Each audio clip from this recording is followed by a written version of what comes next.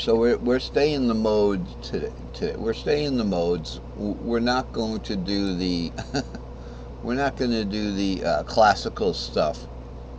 Okay, where they'll raise it out of the mode. That in itself is like a whole different way of playing music. But you can actually, if you think about it, you can somehow fit that classical stuff into the regular modes. That's not the subject of this lesson, but you can get it pretty close. So, um, the C and the D, the C major and the D minor is what we're like, we can focus on that. So here's your C, 5 root 3, 5 root 3, and then the D minor would be 6 2 4, and then we have up here, 4 6 2 4 6 2 4. Okay, that would be just the C and the D minor. So here we're looking at just the C and the D minor. You see how we have that? Now, over on the next box over, now notice we're going from C and then D. We're going up a pentatonic scale. We're not spelling the word cage. We're spelling the word caged backwards.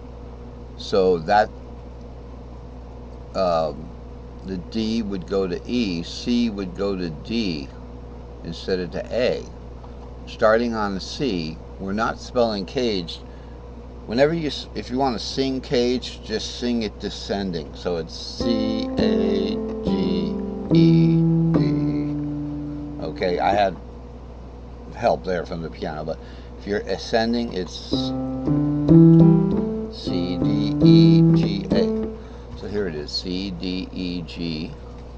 We're going the other way now, so we're actually going kind of up the fretboard a little bit, but maybe not.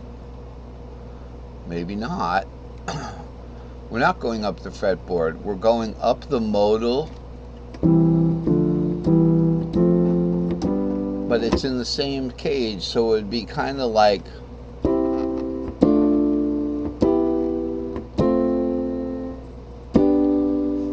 how they all sound like they're in the same little part of the keyboard. Like my older brother, bless his soul, he's gone now, but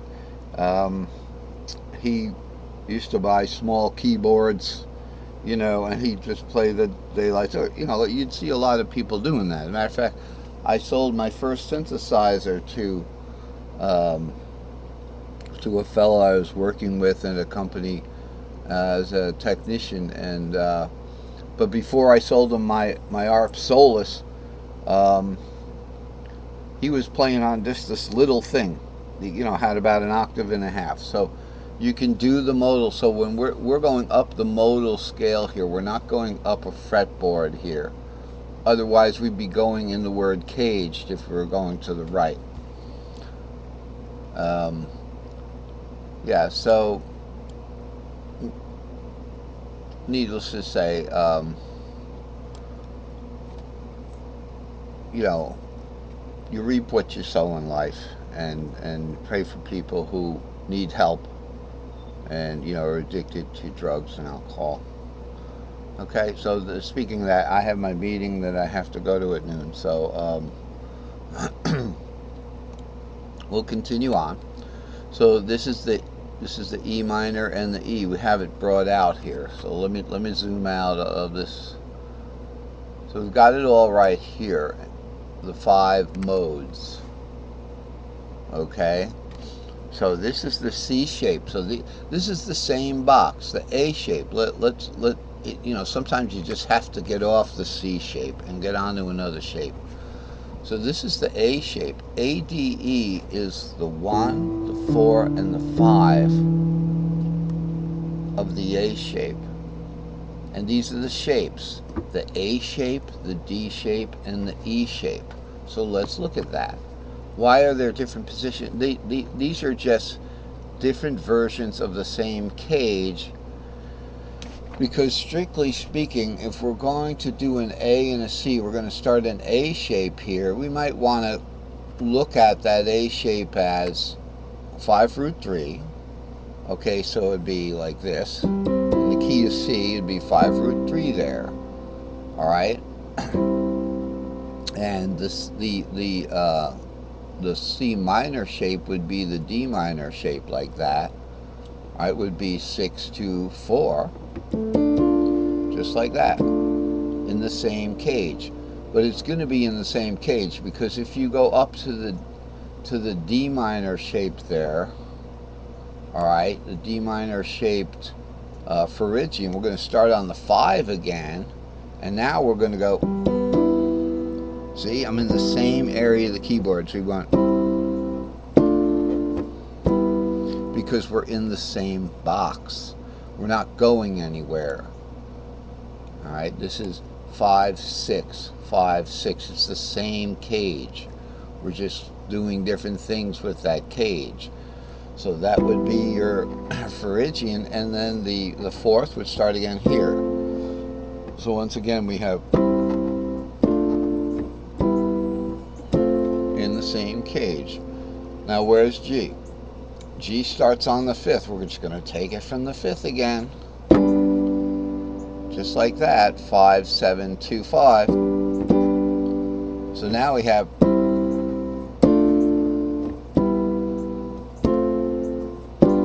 all in the same cage, and then the minor 6 is 6 root 3, which is root. Okay, and the 7th, we can go back to the Dorian to look at it. To start the 7th, we can do it from the 7, and we're going to go 7 2 4 or 7 4 6. It'd be like 7 2 4, just like that. So it's